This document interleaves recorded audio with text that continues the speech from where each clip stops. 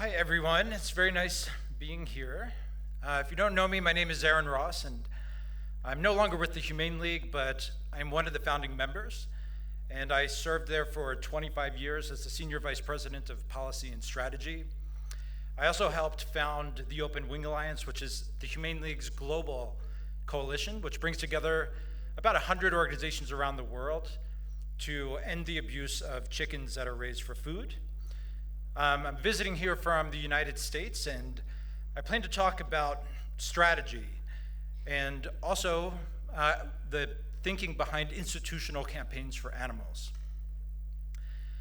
I love coming to Israel. This is actually my fourth time here. Thank you. That might be one of my biggest accomplishments.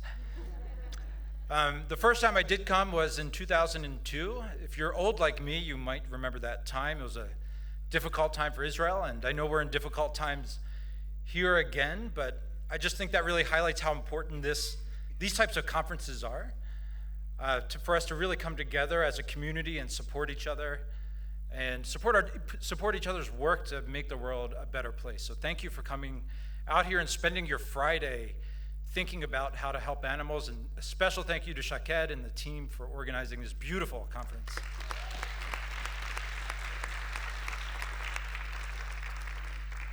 I understand that it's particularly difficult, like in uncertain times, and I know the past few years have felt very uncertain, but I really do think that's what strategy and leadership is all about, is making decisions when you don't have all the information and when you're not certain about the future. One thing that is certain is that the Earth has a very interesting future ahead of it. The Earth is a barely wet rock that's orbiting around an average star that we call the Sun. The Sun is just one of hundreds of billions of stars orbiting around a supermassive black hole, all forming a barred spiral galaxy about 200,000 light years across. And we call that the Milky Way. Now, the Milky Way galaxy is gravitationally bound to about 100,000 other galaxies, which we call the Virgo supercluster.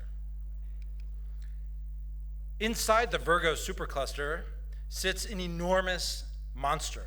It's another galaxy. It's absolutely massive. We call it the Andromeda Galaxy. It's circled in red at the top left. And in the center, in the middle, towards the bottom, that's the Milky Way. Now, these two galaxies are in a direct collision course with one another at incredible speeds.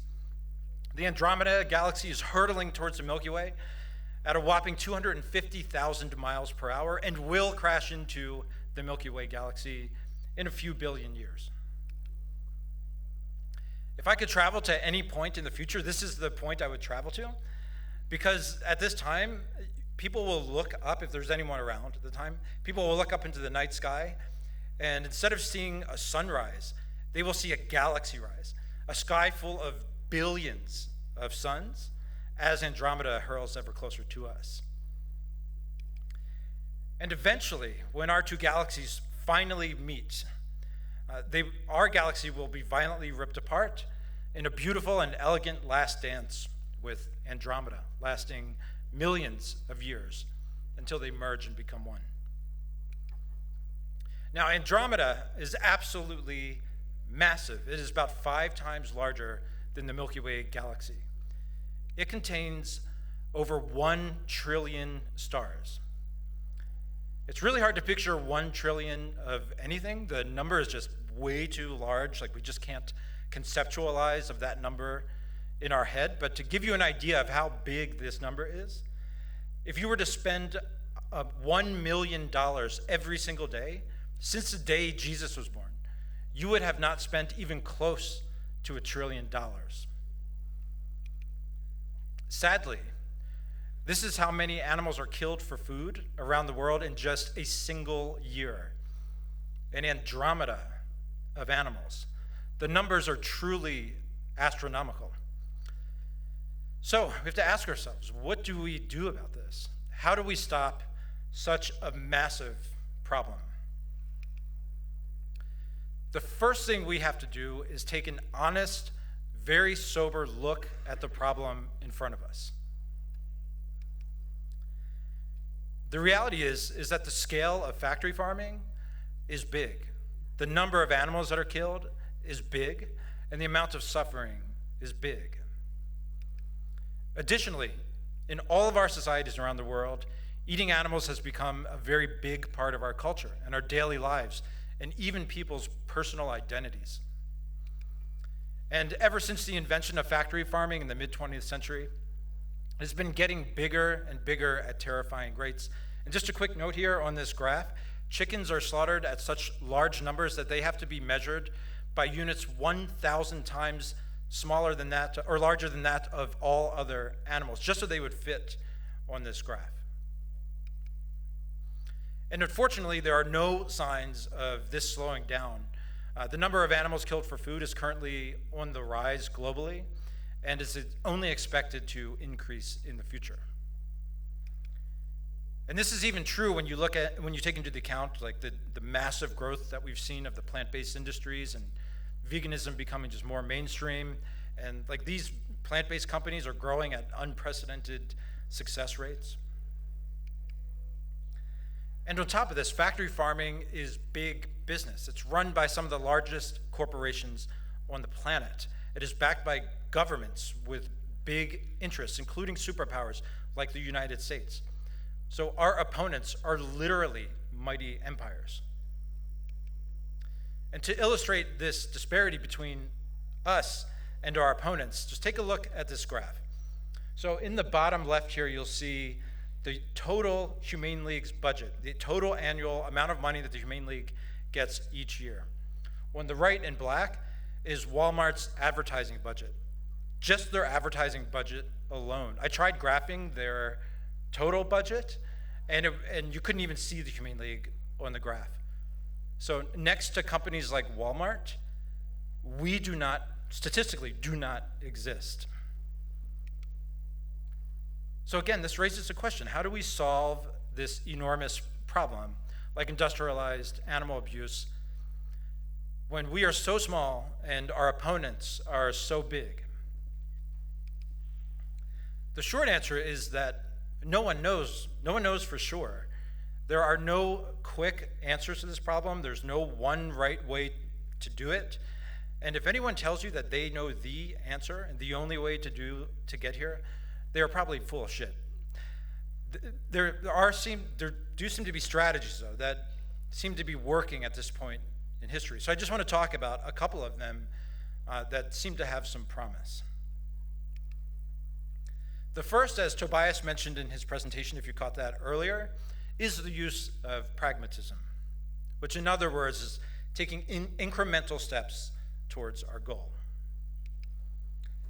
So I have a story about this that might shed some light on why pragmatism is a good strategy.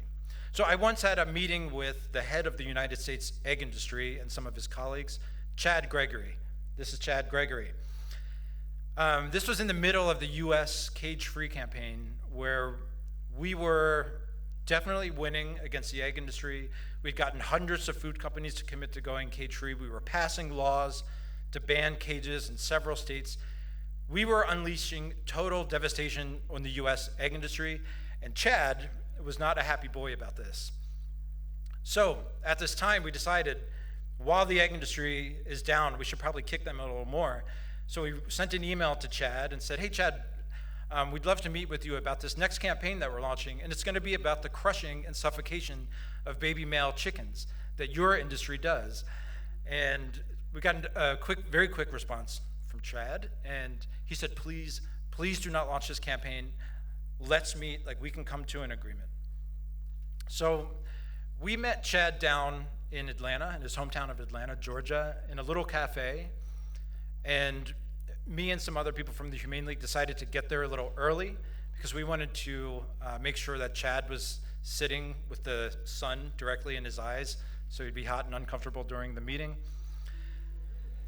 And we sat down and we started discussing and negotiating about what we can do about this, and can they make an agreement, and can they make a timeline to phase out the crushing and killing of baby male chickens in the industry. And Chad said something to me that I thought was very interesting, and I've always kept it with me and think about it all the time in my activism now. I thought it was very good advice, ironically, coming from the head of the U.S. egg industry. But he said, Aaron, the industry will lose any fight as long as it is perceived to be reasonable by the public. So he was referring to the fact that he knew if we were to launch a campaign against the egg industry for crushing baby chickens, the public would be totally outraged, and they would side with us and not the industry. We would win, the egg industry would lose. I think this is excellent advice and something we should all keep in mind. So if we have the general support of the public, or even passive support, we have a much greater chance of winning our campaigns, and we have the opportunity to be extremely aggressive in our campaigns because we won't face backlash from the public. So it can be very useful to try to find these areas of overlap and bring the fight for animals there. And then we can move on to the next issue that the public might have some passive support about.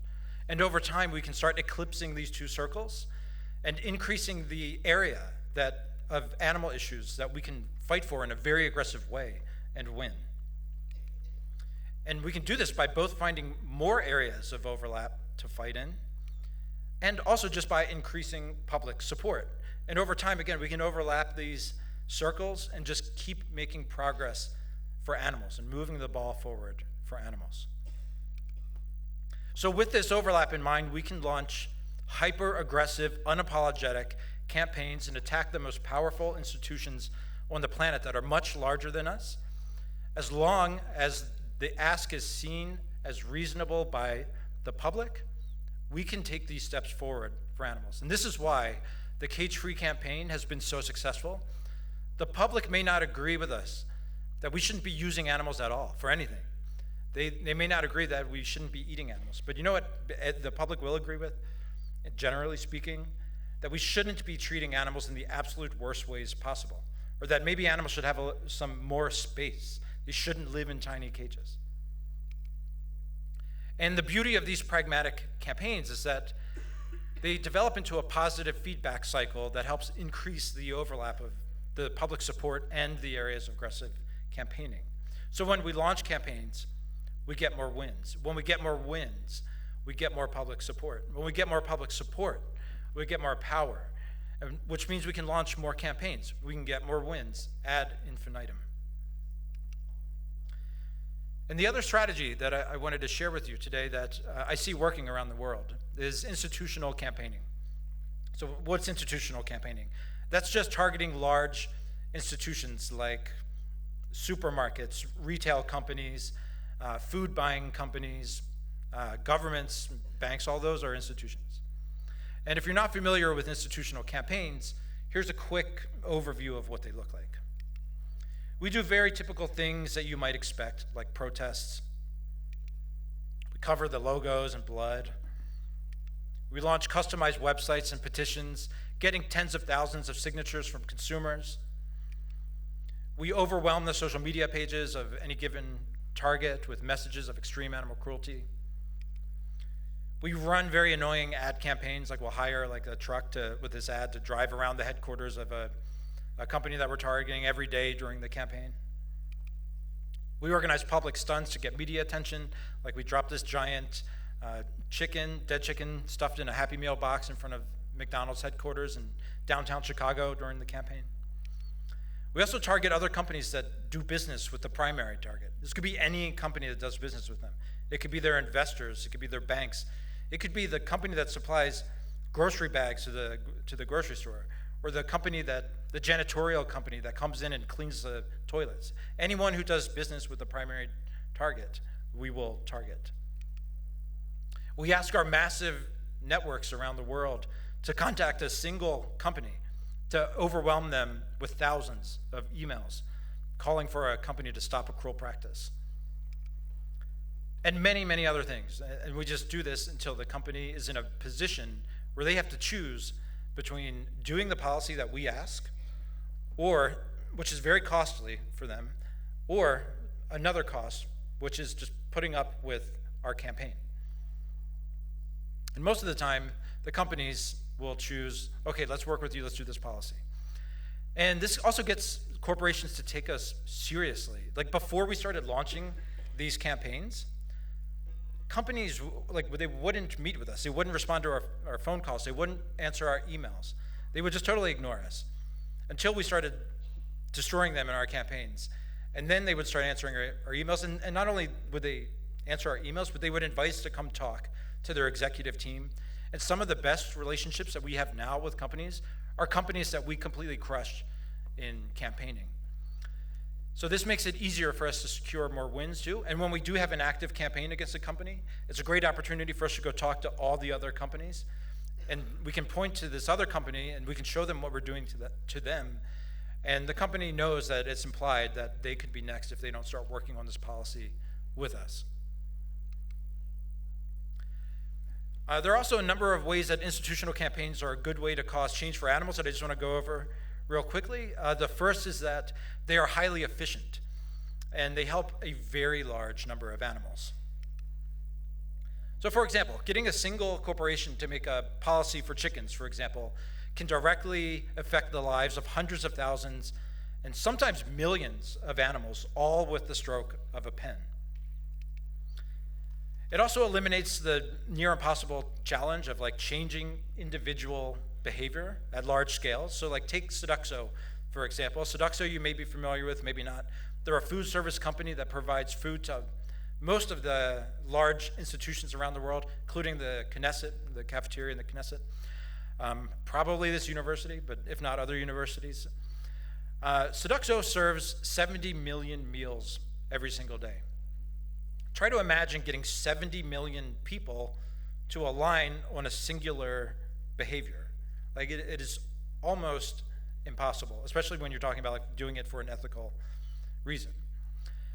So instead, if we just go to the top of the company and say, hey, we want you to make this policy, we want you to make this change in your food system, that will then by default change the behavior of all those 70 million people. It's similar to what Tobias was talking about in his talk, about sometimes the action comes before the beliefs. And because companies are so competitive, when they see one of their competitors doing something, they don't want to be left behind. And most companies want to try to be seen as an industry leader and being innovative and all that stuff. So if we get one of the top companies, we can get many others to fall much more quickly. And we have many proofs of concept of this, but just a few examples of many. When we started working in France in 2016, not a single company had a K-tree policy. So we met with all of the top retailers there. They're the ones who make up the bulk of the egg purchasing, knowing that if we just got one, we'd be able to get them all eventually. And that's exactly what happened. We first got Carrefour, who I know you have now in Israel. And almost immediately after that, we got Intermarché, and then we got Leclerc, and then we got Casino. These are the top 4 retailers in the country. And then within a matter of a year or two, every company in France is going cage-free now. And battery cages are just being eliminated. Thank you. And this kind of momentous effect happens even within individual sectors. So if we target the restaurant sector with something, if we get one of the big ones, when we started the broiler campaign in the US, we went straight to the top and we went for Subway. They're one of the largest restaurant chains in the world. We knew that if we got Subway, there are so many other companies that just watch what Subway's doing, that if we got them, we can get them to follow. And it was a hard fight, and it lasted almost a year, but we won. And then just immediately, dozens of restaurants just started making the commitment. And eventually what happens is you just reach a tipping point where the dynamic shifts. And where it was once odd to have a K-tree policy, it becomes odd not to have one. And that's when things start to change really, really rapidly. So not many years ago in the United States, almost 100% of hens were confined to cages.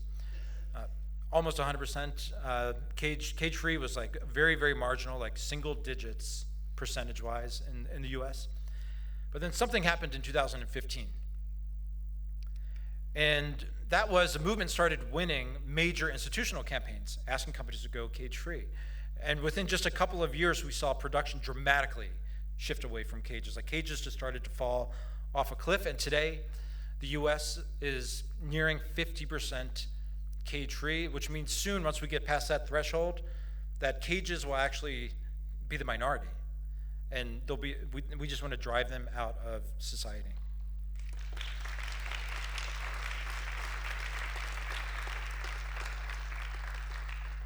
And progress in institutional campaigning is also important because it opens the door for even more progress for animals in the future.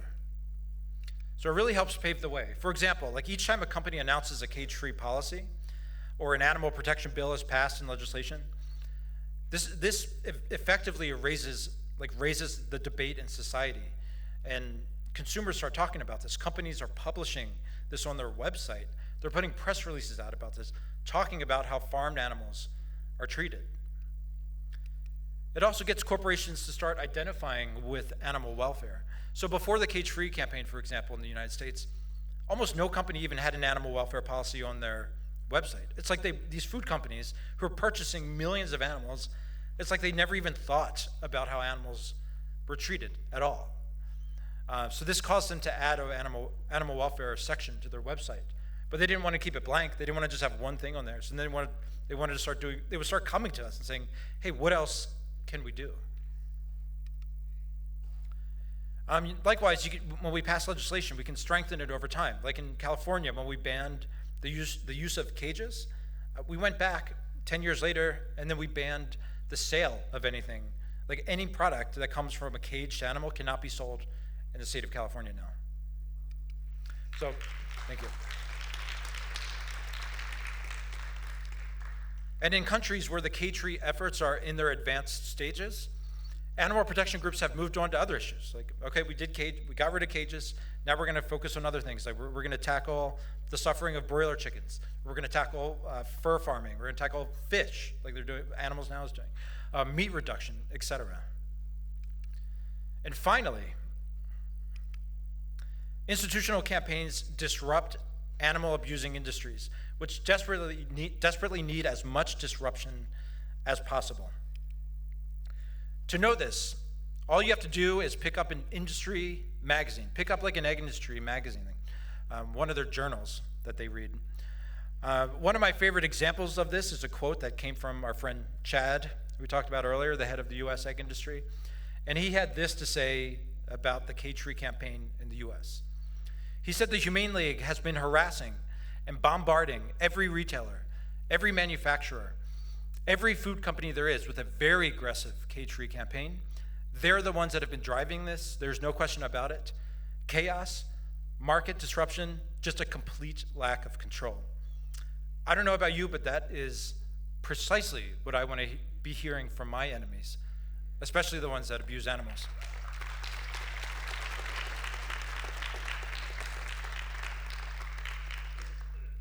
It also makes the industry suffer financially. In 2019, the egg industry did a study and found that switching to cage-free is costing the industry at least $9.5 billion, meaning we just taxed our enemy with almost a $10 billion bill.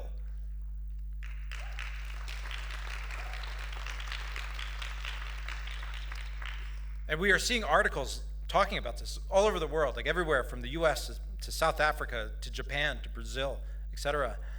And these are not just words on paper. Like what this translates into is cage farms literally being bulldozed down and systems changing. And we need to use strategies that work, not just ones that make us feel good, because we have a long way to go before most animals even have basic rights. And this is especially important considering the Andromeda of animals that we are fighting for. Thank you.